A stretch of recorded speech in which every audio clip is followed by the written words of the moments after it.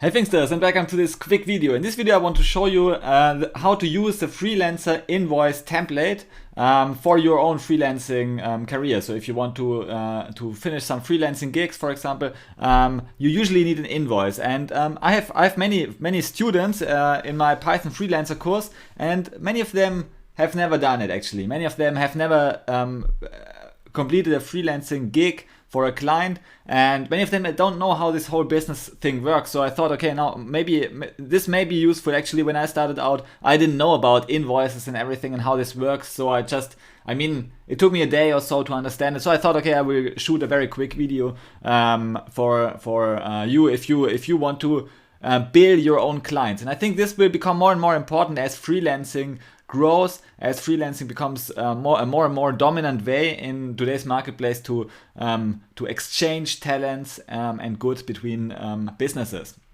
So if you work on Upwork or Fiverr, so if you use a freelancing platform, you usually don't need to create an invoice. Of course, I mean, you shouldn't take this as legal advice. I'm not a legal advisor. I'm a computer scientist. I'm a coder, so you cannot take it as legal advice. But now, disclaimer end.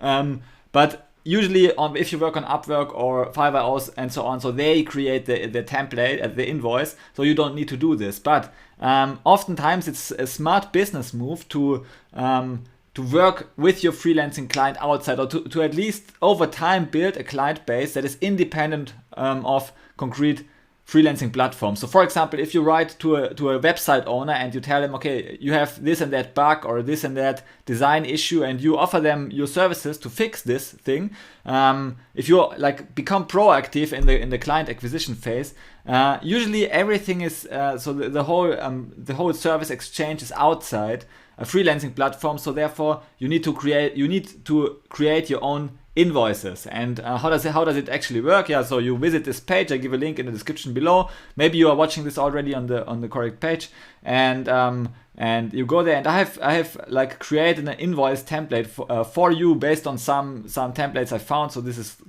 kind of semi-official template in different formats, like in the Google spreadsheet, Excel file, OpenOffice file, PDF, and JPEG. And I advise you that to just open the spreadsheet. It will open in a new tab. So this is the Google spreadsheet. It is called Invoice. And now you see that you will only have reading rights here. So therefore, if you okay, so let's get rid of this. So therefore, if you want to if you want to edit this, of course, you need to put in the blanks and fill in the blanks. You need to click copy. Where is the copy field? Make a copy.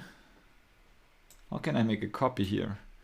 So probably if you registered, so if you are so let's open this in another file. Okay, if you are registered, you can actually so you need to be logged in a Google account, obviously.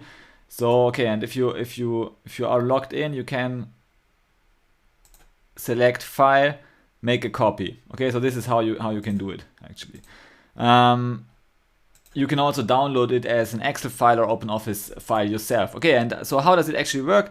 You offer the service to the company, so you create an invoice, you fill in the date, you fill in your company and your address and your hometown and maybe your contact details. You also fill in the details of the company for which you offer your services here, and then you also give the name to whom this invoice should be paid, and this is you. I mean, they should pay you for your services, so therefore you put in your name here. You create just an invoice number. It has to be a running number, so you can use 1, 2, 3, 4, 5 for your own business. Or if you don't want to, actually, if this is your first service, maybe don't put 1 in, because then everyone will see that this is your first service. If you are fine with it, okay. But I mean, you can use any invoice number basically. Just use your own running number that increases over time, for example, and start with any number. And then you have a project name, so you give a meaningful description for your project.